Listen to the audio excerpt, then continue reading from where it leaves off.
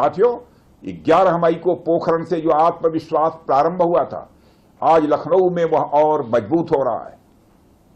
साथियों, अपनी बात समाप्त करने के पहले मैं कहना चाहता हूं कि जिन भारत विरोधी और आतंकी संगठनों ने भारत माता के मस्तक पर हमला करके कई परिवारों के सिंदूर मिटाए थे, उन्हें भारतीय सेना ने ऑपरेशन सिंदूर के माध्यम से इंसाफ दिलाने का काम किया है।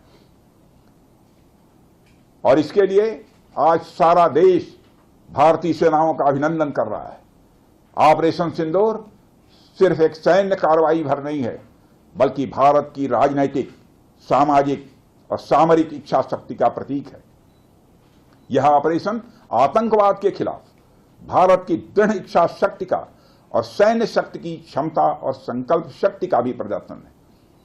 हमने दिखाया है, भारत आतंकवाद के खिलाफ जब भी कोई कार्रवाई करेगा तो आतंकवादियों और उनके आकाओं के लिए सरहद पार की जमीन भी सुरक्षित नहीं रहेगी। भारतीय सेनाओं ने ऑपरेशन सिंदूर को पाकिस्तान में मौजूद आतंकी ढांचा ढहाने के उद्देश्य से लॉन्च किया था।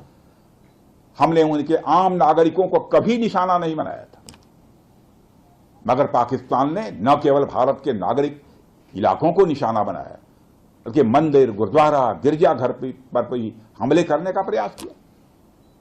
भारतीय सेना ने शौर्य और पराक्रम के साथ साथ संयम का भी परिचय देते हुए पाकिस्तान के अन्य ठिकानों पर भी प्रहार करके करारा जवाब दिया है।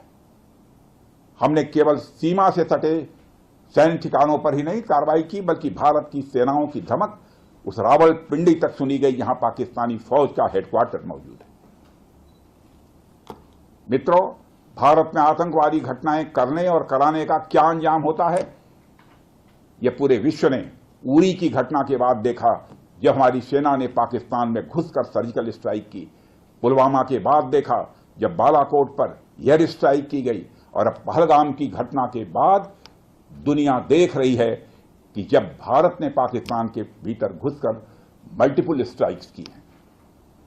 आतंकवाद के खिलाफ जीरो टॉलरेंस की नीति पर चलते हुए हमारे यशस्वी प्रधानमंत्री नरेंद्र मोदी ने स्पष्ट कर दिया है कि यह नया भारत है जो आतंक के खिलाफ सरहद के इस पार और उस पार दोनों तरफ प्रभावी कार्रवाई करेगा। यह हमारे प्रधानमंत्री जी ने स्पष्ट रूप से यह संदेश दे दिया है।